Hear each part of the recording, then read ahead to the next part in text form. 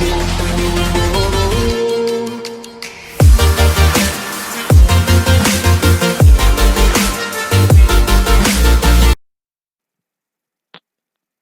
friends, welcome to Edu Hotspot. So today we continue our chapter life processes.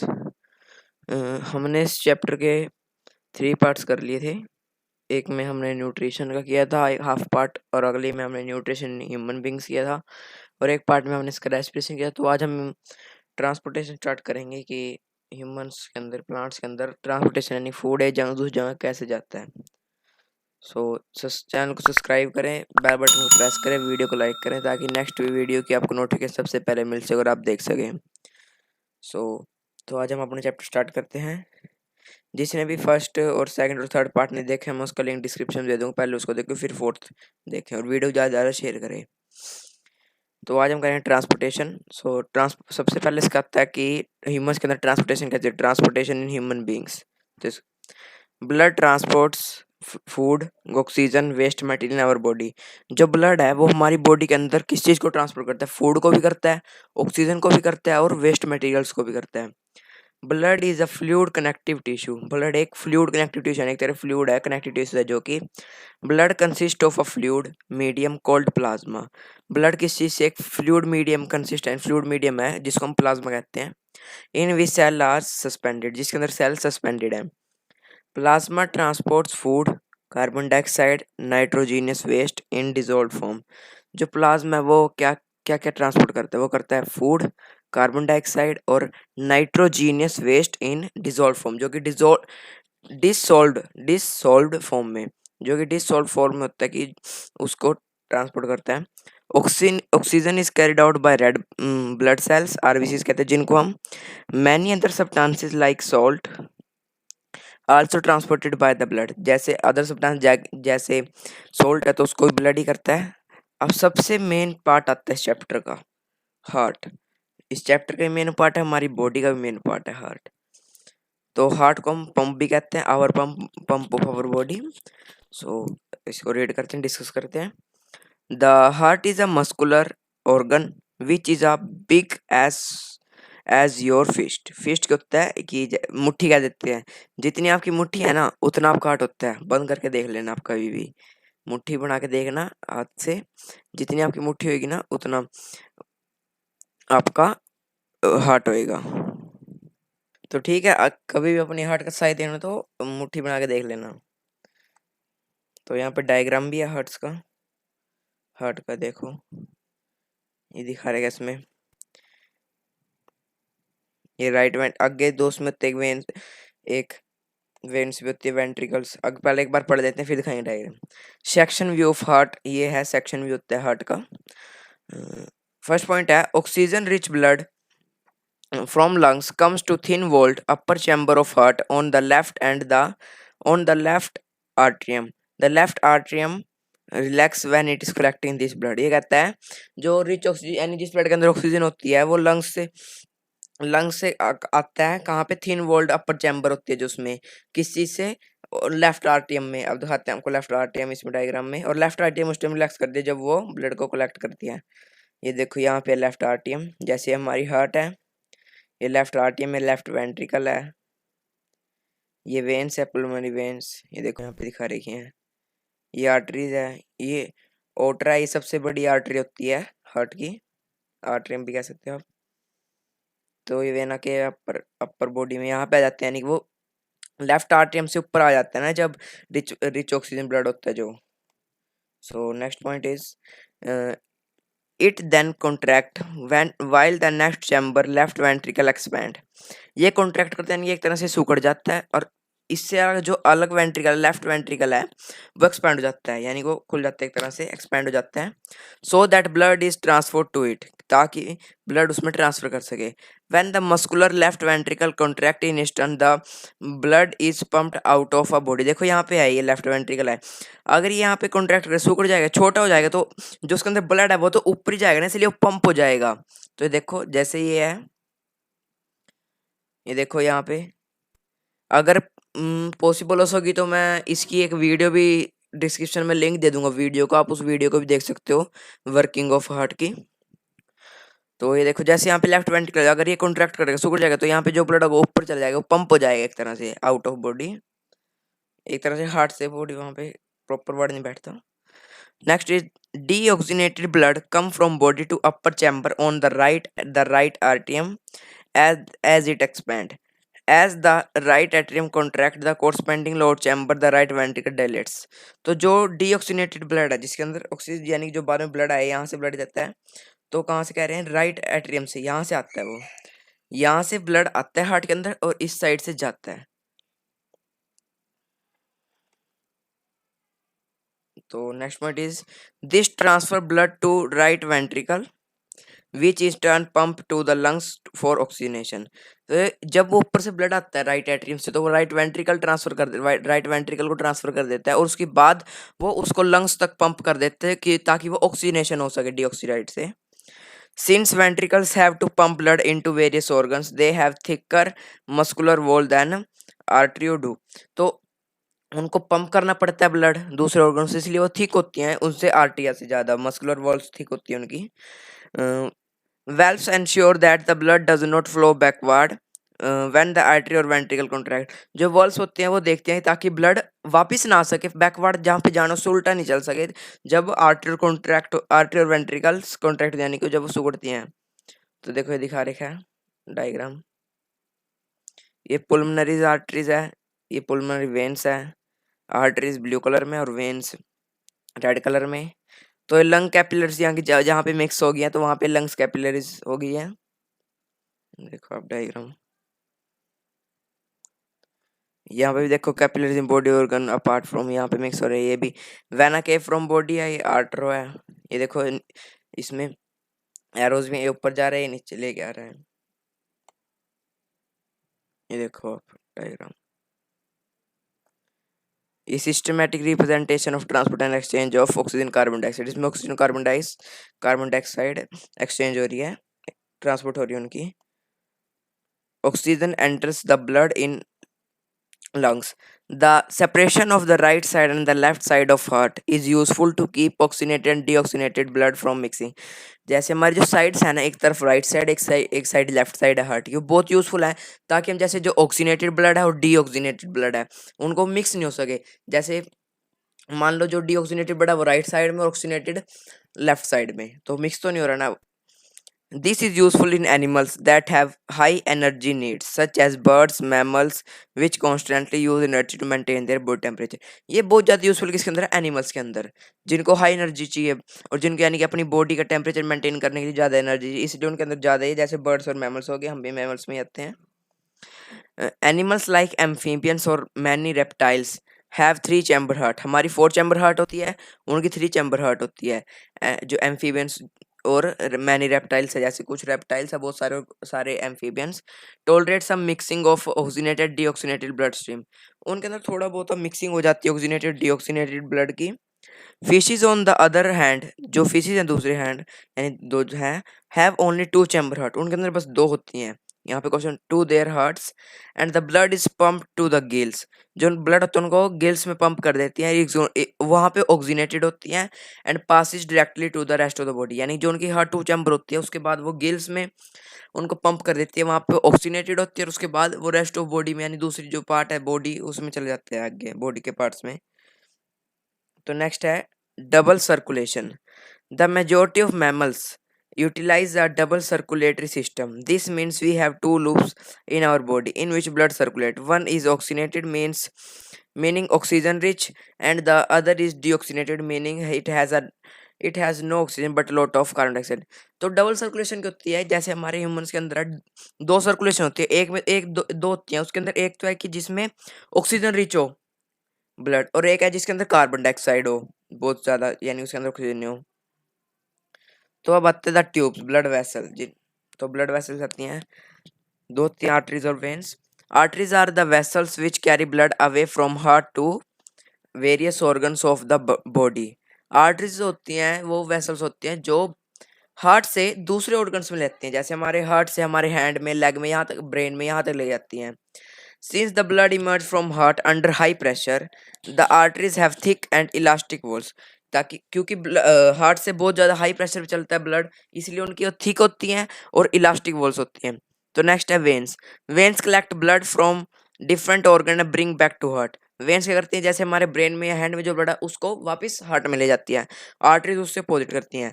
They do not need thick walls because the blood is no longer under pressure. वो thick नहीं होती क्योंकि उनकी जरूरत ही नहीं, क्योंकि blood के कोई नो लॉन्गर यानी कोई प्रेशर में नहीं होती बहुत। Instead they have walls that ensure the blood flows only one direction.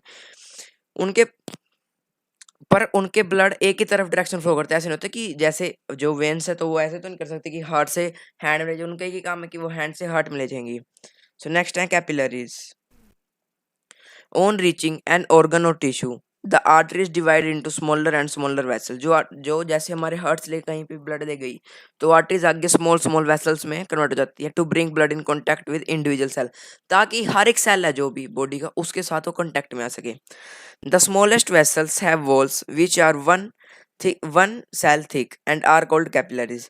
जो स्मॉलेस्ट वेसल होती है जिनके पास बस एक सेल हो थिक तो वो कैपिलरीज कही जाती हैं। Exchange of material between blood and surrounding cells take place across this thin wall. जो ब्लड एक्सचेंज होते हैं, जो भी मटेरियल है उसके बीच में ब्लड के और सराउंडिंग सेल्स के, उनको इसी के बीच में काम होता है, यानी कि इसी थिन वॉल्स के बीच में एक्सचेंज होता है। The capillaries then join together to form veins. फिर कैपिलरीज ज्वाइन हो जाते हैं क्या बनाने के लिए, veins that convey the blood away from organ. उसके बाद वो एक तरह से वेन्स बन जाती है जो कि ब्लड को फिर से हार्ट में ले जाती हैं। Maintenance by platelets. प्लेटलेट्स क्या मेंटेन करते हैं, blood has platelet cells which circulate around the body and plug these leaks. यानी ब्लीडिंग होती है, जब हमें चोट लग जाती है तो ब्लीडिंग उसको मेंटेन करते हैं by helping to clot blood at this points. वो ब्लड को क्लॉट मतलब जुमा देती है, यानी कि रोक देती है ब्लड को बाहर ब्लीडिंग करने से। इसके बाद है लिम्फ। लिम्स को हम व्हाइट ब्लड सेल्स भी कहते हैं। It is a colourless fluid which is also involve in transportation. ये कलरलेस फ्लूइड होता है जो कि ट्रांसपोर्टेशन में इन्वॉल्व होता है। हाउ इट इज वर्क, ये टॉपिक था जो red blood cell white blood cell 9th class में आया था हमारे पास एक चैप्टर में। सो नेक्स्ट है हाउ इट इज मेड, ये कैसे बनता है। Through the pores present in the walls of capillary some amount of plasma protein blood cells escape into intercellular space in the tissue to form the tissue fluid और lymphs. ये कहते हैं जो pores होते हैं छोटे छोटे उनके अंदर वॉल्स कैपिलरीज के, उसके अंदर कुछ कुछ प्लाज्मा प्रोटीन और ब्लड हो गया, वो इंटरसेलुलर जो उनके बीच में स्पेस होता है बाहर सेल्स टिश्यूज के, वहां पे चले जाते हैं और वहां पे वो एक फ्लूइड बनाते हैं जिनको लिम्स कहते हैं हम। Limbs carry digested and absorb fat from intestine and drain exceed fluid from extra cellular space back into blood. Limbs क्या होते हैं, लिम्स डाइजेस्टेड एब्जॉर्ब फैट होता है उसको इंटेस्टाइन से ले जाते हैं, यानी कैरी करते हैं, वो इनका ये काम होता है। तो आगे हमारा अब हमारा ट्रांसपोर्टेशन इन ह्यूमन बीइंग था, अब हमारा ट्रांसपोर्टेशन प्लांट्स है।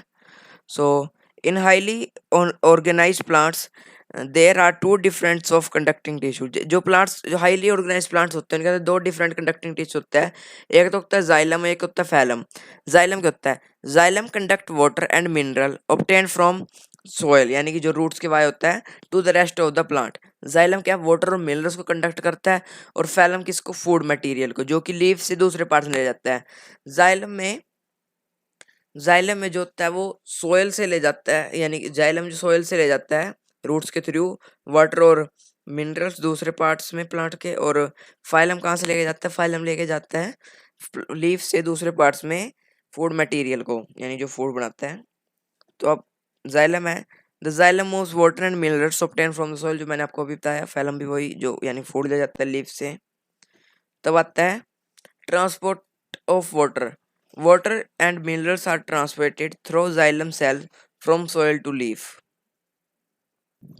तो यहाँ पे कहता है जो वाटर और मिनरल्स होते हैं साइलम उनको ट्रांसपोर्ट करता है कहाँ से, सॉइल से लीफ तक, यानी रूट से करके वो लीफ तक ले जाता है। The xylem cells of a root stem and leaf are interconnected to form a conducting channel that reach all part of the plant. ये कहता है जो जाइलम के सेल्स होते हैं रूट के स्टेम के अंदर और लीफ के अंदर, वो इंटरकनेक्टेड होते हैं ताकि वो सारे जो वाटर है या फिर मिनरल्स है उसको वो सारे पार्ट्स में ले सके प्लांट्स के। The root cells take ions from the soil. जो रूट सेल होते हैं वो आयंस लेते हैं कहाँ से, सोइल से।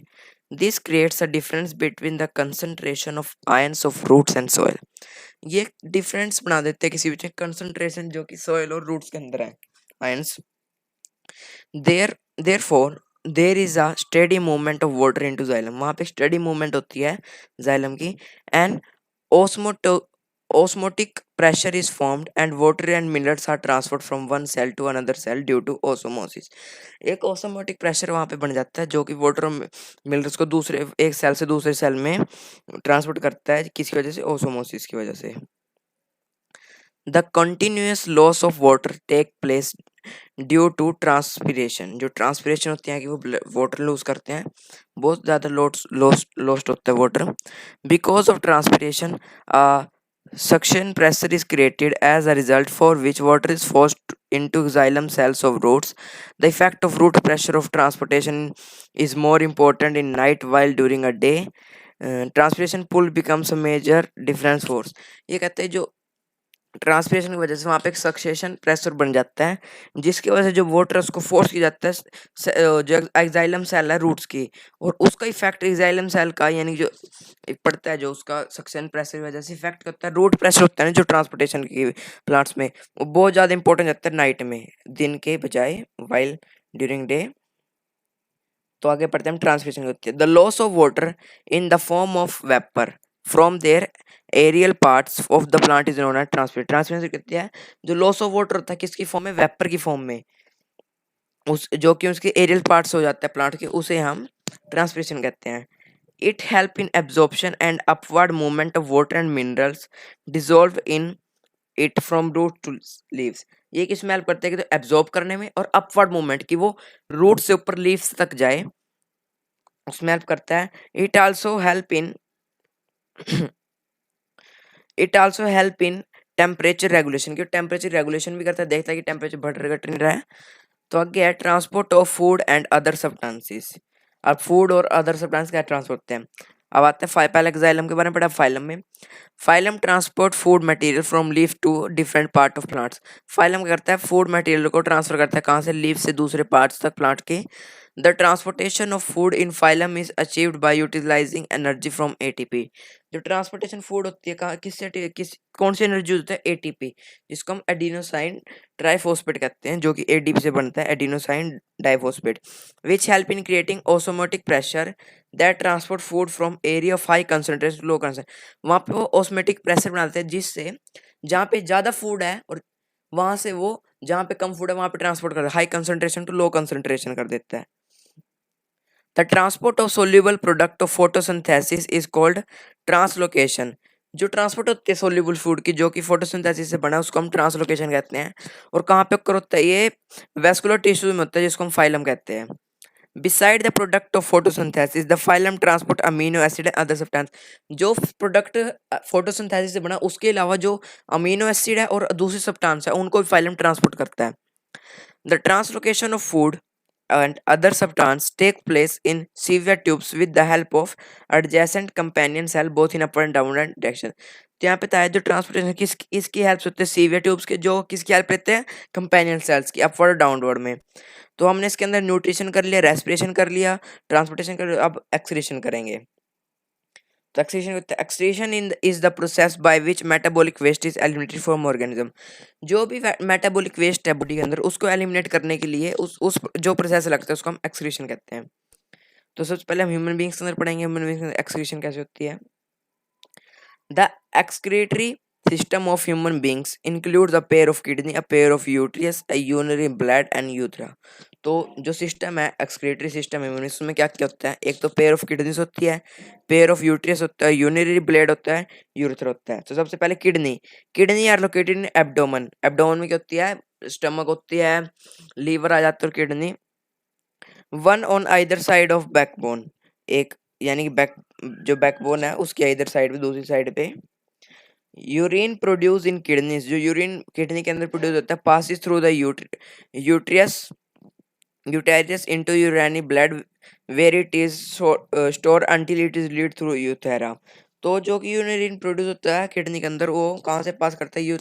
यूथेरस से यूरिनरी ब्लड के, जब वो स्टोर रहता है वहाँ पे जब तक उसको रिलीज नहीं किया जाए यूथेरा से। सो आगे structure and function of nephrons. तो अब नेफ्रॉन्स पढ़ेंगे। नेफ्रॉन्स होती है, nephrons are the basic filtering units of kidney. Nephrons एक बेसिक फिल्टर यूनिट होता है किडनी का। Each kidney possesses large number of nephron. हर एक किडनी बहुत ज़्यादा पोसेस करती है nephrons.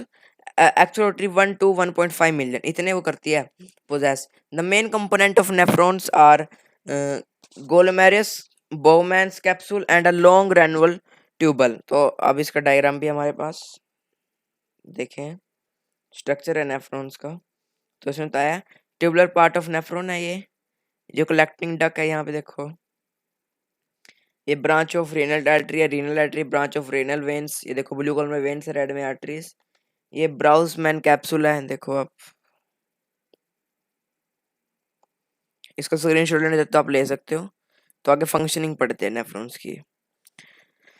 The blood enters the kidney through the renal artery, which branches into many capillaries associated with glomerulus। तो ये कहता है जो ब्लड है वो किडनी के अंदर एंटर करता है कहाँ से, रीनल आर्टरीज से, और जो कि आगे मैनी कैपिलरीज में किया गया है, बट गया आगे बहुत डिवाइड हो गया वो ब्रांचेज में। ये देखो ये ब्रांचेज है रीनल आर्टरी की, और ये रीनल आर्टरी है, देखो यहाँ तक रीनल आर्टरी, यहाँ से ब्लड आया है इसमें, ये देखो यहाँ से, और ये यहाँ पे कौन है, गोलुमरस, इससे आगे ब्रांचेज में डिवाइड होगी वो। The water and solute are transferred to nephrons at Bowman's capsule। जो water और solute है वो ट्रांसफर होते हैं नेफ्रॉन्स में, कहाँ पे, बाउमैन कैप्सूल में। ये देखो बाउमैन कैप्सूल कहाँ पे, ये देखो ये रहा बाउमैन capsule.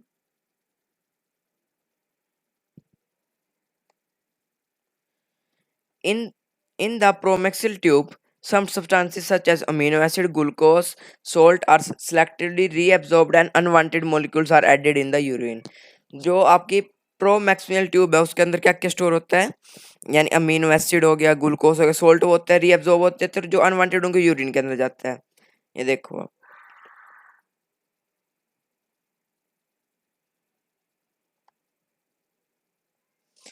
the filtrated then moves down in the loop of Henle where more water is absorbed।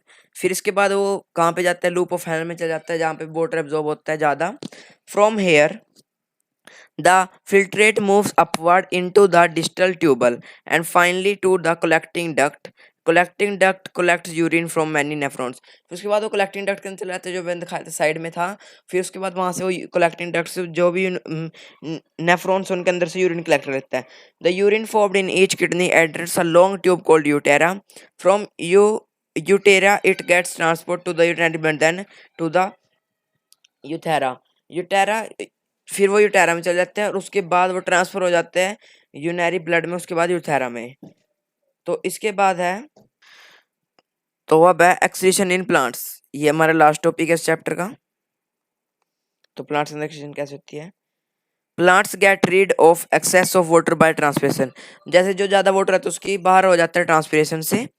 Waste material में be store in the cell vacuoles और as a gum and resins especially in the old xylem. It is also store in leaf that later fall off. जो waste material हो cell vacuoles में store हो जाता है किसके, या तो गम बन के या रिजाइन बन के, और ज्यादातर ओल्ड एक्साइलम्स में, और वो ज्यादा कभी कभी वो लीव्स में स्टोर रहता है जो बाद में फॉल ऑफ यानी बाद में गिर जाते हैं। Plants also excrete some waste substance into the soil around them. जो प्लांट होते हैं वो थोड़ा बहुत सब्सटेंस एक्सक्रीट कर देते हैं, कहाँ पे, सॉइल के जो उनके पास सॉइल उसमें भी। तो ये हमारा चैप्टर यहाँ पे पूरा कंप्लीट हो गया। ये बहुत इंपॉर्टेंट चैप्टर था। तो चैनल को सब्सक्राइब करें, लाइक करें, शेयर करें और बेल बटन को प्रेस करें ताकि जो भी नेक्स्ट वीडियो है उसको आप देख सकें। और चैनल को विजिट करके आप दूसरे सब्जेक्ट्स की वीडियो भी देख सकते हैं। So thank you.